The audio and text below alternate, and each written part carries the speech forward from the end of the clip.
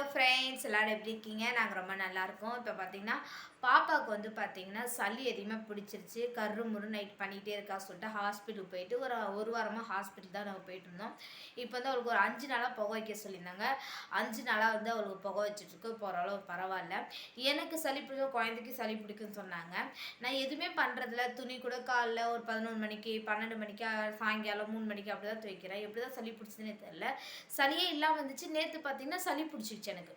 சளி பிடிச்சோன்னு பார்த்தீங்கன்னா பயங்கரமாக சளி பிடிச்சி சிந்திக்கிட்டே இருந்தேன். அதுக்கப்புறம் பார்த்தீங்கன்னா பாப்பா புகை வைக்க போயிருந்தோமா, அங்கே போய்ட்டு அவங்கள்ட்ட சொன்னேன். அவங்க மாத்திரை கொடுத்தாங்க நைட்டு. அதுக்கப்புறம் அந்த மாத்திரை போட்டேன். மாத்திரை போட்டோன்னே அப்போ விக்ஸ் எல்லாம் தடவிட்டு பார்த்தோன்னே நல்லா ஆயிடுச்சு சளி. பாப்பாவுக்கு இப்போ நல்லா இருக்குது. எங்கள் ஊரில் பார்த்தீங்கன்னா ஆற்று தண்ணி வரும். ஆற்று தண்ணி பார்த்தீங்கன்னா அதான் நாங்கள் குடிப்போம். அதாவது இங்கே வந்து பொன்னையார் தண்ணி சொல்கிறாங்க, அது ஆற்று தண்ணின்னு சொல்கிறாங்க. அந்த தண்ணி பார்த்தீங்கன்னா நேற்று வரவே இல்லை ஃப்ரெண்ட்ஸ். இங்கேருந்து அவ்வளோ தூரம் போய் பார்த்துட்டு ஏமாந்து வந்துட்டேன். அதுக்கப்புறம் தெருவு தண்ணி குடித்தேன்னா மினரல் வாட்டர் தான் குடிச்சிட்ருக்கோம் பாருங்களேன். மினரல் வாட்ரு ஹஸ்பண்ட் ஊர்லேருந்து அவர் சென்னையில் வந்து மினரல் வாட்டர் குடிக்கிறதுனால இங்கேயும் அது குடிச்சாதான் நல்லாயிருக்கு, மாற்றி மாற்றி குடிச்சா இருமல் வருதுன்னு சொன்னாரா. அதனால் மினரல் வாட்டர் வாங்கினேன். அவரும் இன்றைக்கி வந்து சென்னைக்கு போயிட்டார். காலையிலே சென்னைக்கு போயிட்டார். அது சரி எனக்கு வேண்டாம், நம்ம ஒரு ஆளுக்கு எதுக்கு ஒரு கேன் தண்ணி வாங்கணும்னு சொல்லிட்டு தான் நான் என்ன பண்ணேன், வாங்கலை.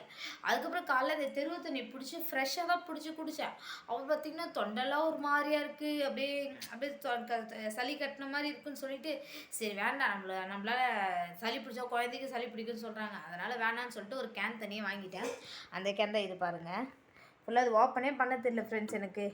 இது பாருங்கள் எப்படி ஓப்பன் பண்ணி வச்சுருக்கு. இது மட்டும் கட் பண்ணி எடுத்துட்டேன், மூடிக்கலாம். அதனால் வந்து ரொம்ப இதாக இருந்துச்சு.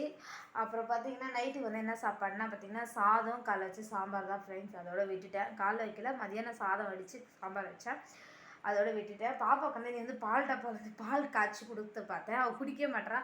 இந்த லப்பர் வந்து கடிக்கிற வழியே அது வந்து கடிச்சு பாலை வந்து குடிக்க தெரியல அவளுக்கு.